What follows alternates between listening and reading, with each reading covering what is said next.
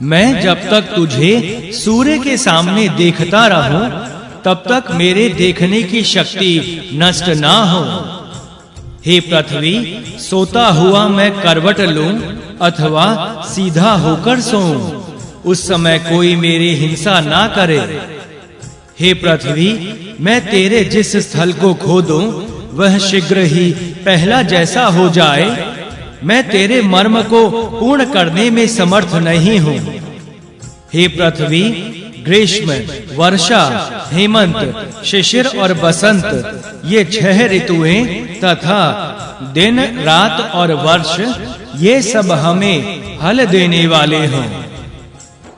जो पृथ्वी सूर्य के हिलने पर कांपती है, विद्युत के रूप में जल में रहने वाली अग्नि जिस पृथ्वी में भी निवास करती है, जिसने वृत्रासुर को त्याग कर इंद्र का वरण किया था, जो देव हिंसकों के लिए फल देने वाली नहीं होती तथा जो पुष्ट और शक्तिशाली पुरुष के अधीन रहती है, जिस पृथ्वी पर यज्ञ मंडप की रचना होती है, जिस पर यूप खड़े किए जाते हैं, जिस पृथ्वी पर ऋग्वेद, सामवेद तथा यजुर्वेद के मंत्रों के द्वारा देव पूजन और इंद्र को सोमपान कराने का कार्य होता है, जिस पृथ्वी पर प्राणियों की रचना करने वाले ऋषियों ने 7 सूत्रों वाले ब्रह्म योग और स्तुति रूपी वाणियों से देव पूजन किया था, वह भूमि हमारा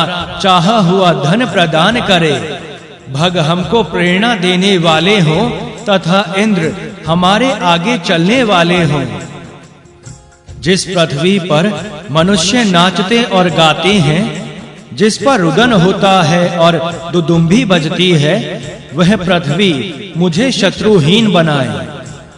जिस पृथ्वी पर गेहूं और जौ जैसे अन्न पैदा होते हैं, जिस पर 5 प्रकार की खेतियां होती हैं, वर्षा द्वारा पुष्ट की जाने वाली पृथ्वी को नमस्कार है।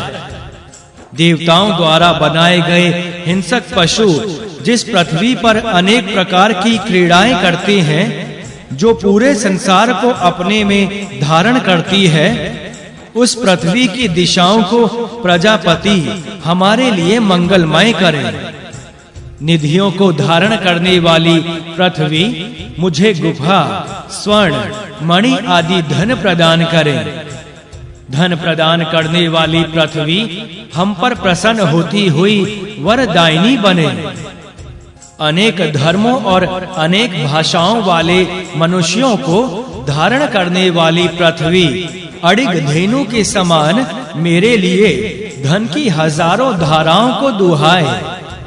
हे पृथ्वी, तुम में जो सर्प निवास करते हैं, उनका दंश प्यास लगाने वाला है। तुम में जो बिच्छू हैं, वे हेमंत ऋतु में डंक नीचे किए हुए गुफा में शयन करते हैं। वर्षा ऋतु में प्रसन्नता पूर्वक विचरण करने वाले ये प्राणी अर्थात सांप और बिच्छू मेरे समीप ना आएं। हे पृथ्वी, मनुष्यों के चलने के और रथ आदि के चलने के जो मार्ग हैं, उन मार्गों पर धर्मात्मा और पापात्मा दोनों प्रकार के मनुष्य चलते हैं। जो मार्ग चोरों और शत्रुओं से हीन है, उसी कल्याणमय मार्ग के द्वारा तुम हमें सुखी बनाओ। पुण्य एवं पाप कर्म करने वालों के शवों को तथा शत्रु को भी धारण करने वाली जिस पृथ्वी को वाराह खोज रहे थे, वह पृथ्वी उन वाराह को ही प्राप्त हुई थी। जो व्याघ्र आदि हिंसक पशु घूमते हैं, उनको और वृक्क अर्थात भेड़ियों, भालुओं और राक्षसों को हमसे दूर करके बाधा पहुंचाओ। हे पृथ्वी, गंधर्व, अप्सरा, राक्षस, मांस भक्षी, पिशाच आदि को हमसे दूर करो।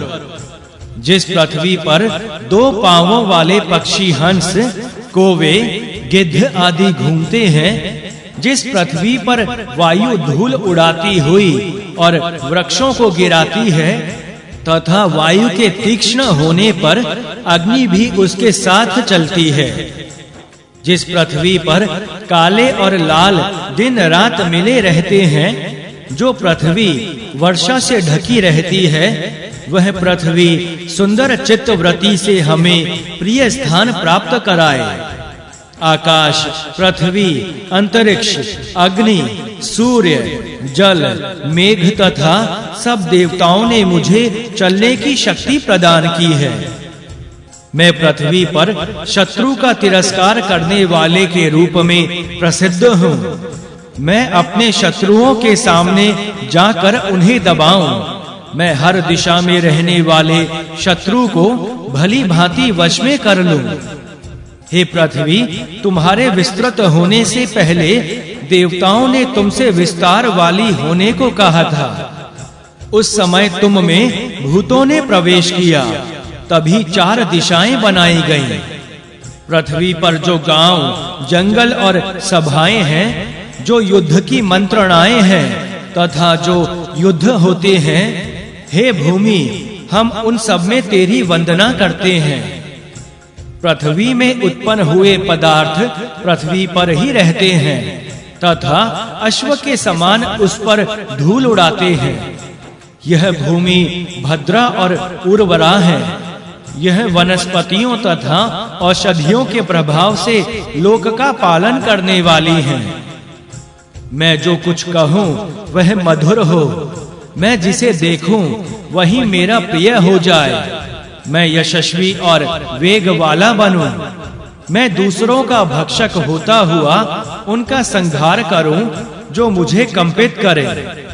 सुख और शांति प्रदान करने वाली, अन्न और दूध देने वाली, दूध के समान सार पदार्थों वाली होती हुई पृथ्वी मेरे पक्ष में रहे। भगवान विश्वकर्मा ने हवि द्वारा पृथ्वी को राक्षसों के चक्कर से निकालने की इच्छा की थी। तब गुप्त रहने वाला भुजिशय पात्र अर्थात अन्न उपभोग के समान दिखाई पड़ने लगा। हे पृथ्वी, तुम कामनाओं को पूर्ण करने वाली हो। तुम इस विश्व की क्षेत्र रूपी विस्तार वाली हो। तुम्हारे कम होने वाले भाग को प्रजापति पूरा करते हैं। हे पृथ्वी, तुम में रहने वाले हमारे लोग यक्ष्मा रोग रहित रहें। हम अपनी दीर्घ आयु से युक्त होकर तुम्हें हवि देने वाले बने। हे माता पृथ्वी, मुझे मंगलमय प्रतिष्ठा प्रदान करो। हे विष, मुझे लक्ष्मी और विभूति में स्थित रखती हुई स्वर्ग प्रदान कराओ। सूक्त दूसरा, देवता, अग्नि तथा मृत्यु। हे क्रवयाद अग्नि, तू नड़ अर्थात सरकंडे पर आरोहण होकर जो यक्ष्मा रोग मनुष्यों में अथवा जो यक्ष्मा गौ में है, तू उसके साथ यहाँ से दूर चली जा। तू अपने भाग्य की सीमा पर आ। पाप और दुर्भावनाओं का नाश करने वाले कर तथा अनुकर से मैं यक्ष्मा रोग को पृथक करता हूँ। मैं मृत्यु को भी दूर भगाता हूँ। हे क्रवयाद अग्नि, हम पाप देवता नित्रति और मृत्यु को दूर करते हैं। हम अपने शत्रुओं को भी दूर करते हैं। जो हमारे शत्रु हैं, हम उन्हें तुम्हारी ओर भेजते हैं। तुम उनका भक्षण करो। यदि क्रवयाद अग्नि ने अथवा व्याघ्र ने हमारे गोष्ठ में प्रवेश किया है, तो मैं उसे माश अर्थात उर्द आज्य द्वारा दूर करता हूँ। पुरुष की मृत्यु के कारण क्रोधित हुए प्राणियों ने तुम्हें प्रदीप्त किया। वह कार्य पूर्ण हो गया, इसलिए हमने तुम्हें तुमसे ही प्रदीप्त किया है। हे अग्नि, वसु, बृहस्पति, ब्रह्म, रुद्र, सूर्य और वसुनीति ने 100 वर्ष का जीवन प्राप्त करने के लिए पुनः प्रदीप्त किया था। अन्य अग्नियों को देखने के लिए यदि क्रवयाद अग्नि हमारे घर में प्रविष्ट हुआ है, तो पितृ यज्ञ करने के लिए मैं उसे दूर भगाता हूँ। वह पाप नाश में स्थित हो, धर्म को बढ़ाए। मैं क्रवयाद अग्नि को दूर भगाता हूँ। वह पाप को साथ लेता हुआ यज्ञ के स्थान को प्राप्त हो। जातवेद अग्नि यहाँ प्रतिष्ठित होकर देवों के लिए हवन करे। उक्त के प्रशंसक क्रवयाद अग्नि को मैं पितृयान मार्ग से भेजता हूँ। हे क्रवयाद, तू पितरों में ही प्रबुद्ध हो और वहीं जागता रहे। देवयान मार्ग द्वारा तू यहाँ दोबारा मत आ।